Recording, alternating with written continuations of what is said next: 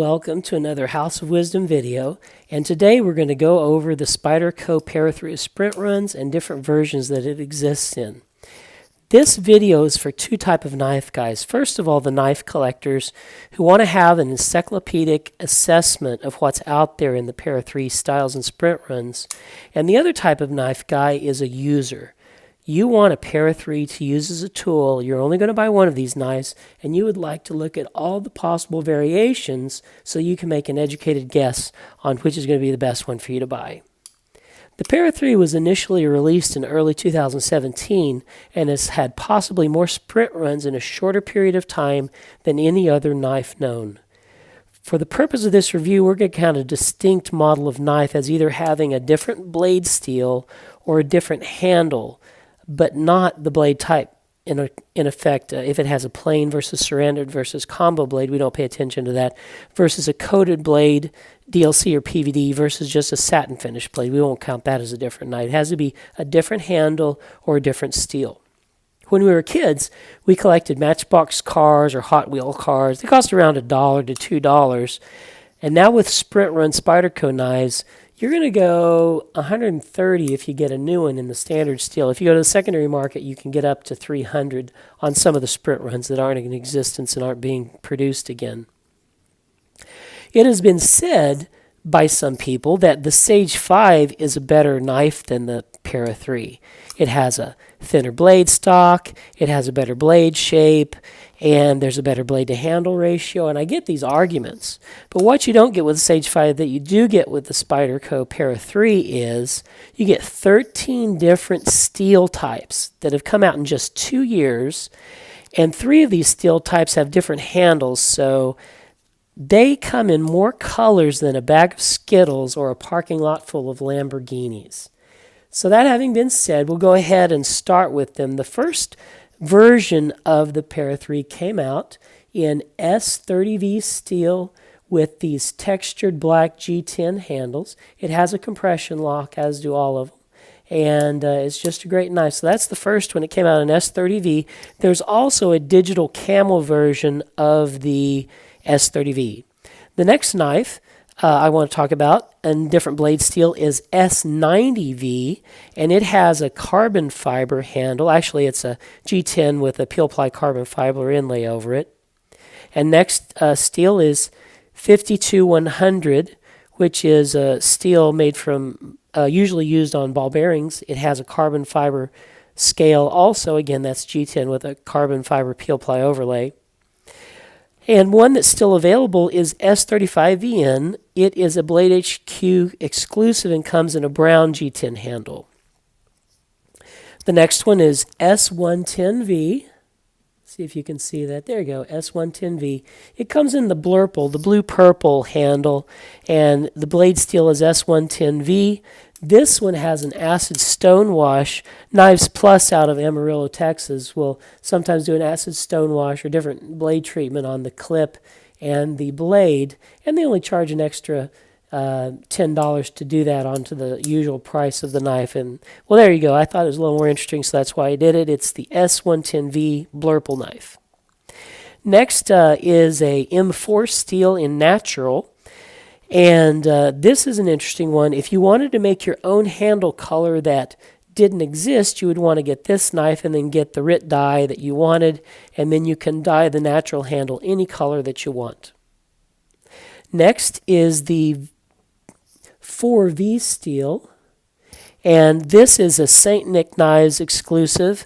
The sprint one was released in September of 18, and it has 4V steel and then these red semi-translucent handles. A very handsome knife. On this particular knife, it has a MXG gear loop over pocket clip, and that allows you to have a deeper carry on your knife. I'll post a picture where I put it in some jeans pants with the regular standard pocket clip of the Para 3 versus the loop over handle. Another handle that's a clip that's available is the Lynch clip. The Lynch clip is distinct in that it has a little cutout area so that it doesn't impede upon your lanyard tube like the MXG gear clip. The next steel I would like to talk about is CTS-XHP, and that comes in the orange G10 handles. This is a Cutlery Shop exclusive. I think this is one of the most handsome knives available, and because it's in this color, this is the most likely you're able to find if you're hiking or out in the woods, bushwhacking, and you drop it on the forest floor. I think you could find this the best. That's a handsome color combination, the DLC coating and dark hardware clip and pivot with the orange handles. That's CTS-XHP. The next knife to talk about is the blade steel of Rex 45. That comes in a burnt orange G10 handle. And then there is Maxamet, which comes out in a dark gray and a light gray handle. And Maxamet is a distinct steel in that it has one of the hardest Rockwell ratings available. It has a 67 to a 68 Rockwell hardness. I just want to point out that Rockwell hardness isn't everything. This is a blade here. It's made of ceramic, and it has a Rockwell hardness of over 90, but it's so hard that it chips. You see a little chip there. The tip got chipped, and you see little micro chips. If I could put this under a microscope, maybe you can see that little one there. But a Rockwell hardness is not everything. Toughness is also important. Toughness is the ability to resist chipping, and it'll deform instead of chip whenever a force is applied to it.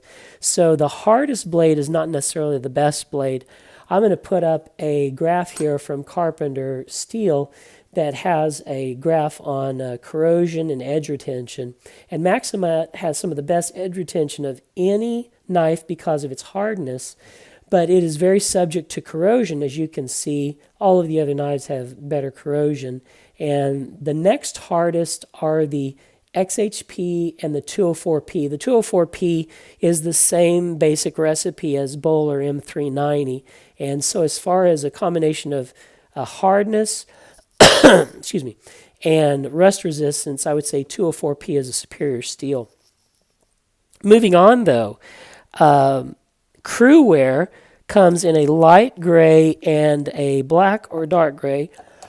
This is one of the Cru Wears, and this is in the polished G10. This is just as smooth as can be and is very good feeling. It also comes in a light gray. And as far as the feel in hand, I think this is one of the best feels in hands if you're in a work where you don't need a lot of texture on a handle. The next knife I'll talk about is a blade steel of 204P, and that comes in a dark earth PVD coating and comes with G10 olive drab handles. It is a River's Edge Cutlery Exclusive and was released in August of 2018. And of all the knives, this has the highest secondary market price of any of the knives I've experienced. And then lastly, the M390 steel was produced in a blue G10 handle, and it was a Bento box exclusive. So those are the encyclopedic list of Spydercos produced to date. It's January of 2019, and I'm just going to do a little summary. Favorite color combination, and this is just my personal favorite. I really like the orange G10 with the black handle and the black clip and knife blade. My second favorite would be the red one by St. Nick's. That's an awful handsome one too. The hardest steel offered is Maxamet, but this was friable and difficult to sharpen. Some people complain that it had chipping, and so I would say the highest quality would be either the M390 or the 204P steel. The feels best in the hand, I would have to say the Cru Wear with the polished G10 that's a Knife Center exclusive. I really love touching and fondling this. I don't have one of the carbon fiber ones, but the carbon fiber often feels good in hand also. And there are two steels that sport the carbon fiber, the S90 and the 52-100 steels. And then the knife with the most expensive secondary price is the CTS-204P by River's Edge Cutlery Exclusive that has the olive drab handle and the dark earth PVD coating. This goes for $300 and more on the secondary market. So that's the most expensive one. You really want to have the 204P to pay that price. Well, That's the review of all of the sprint runs to date of the Spyderco Para 3. If I missed one, please leave me a note in the comments section, and I'll be putting the encyclopedic list under the intro. And thanks for watching. We'll see you on the next House of Wisdom knife review video.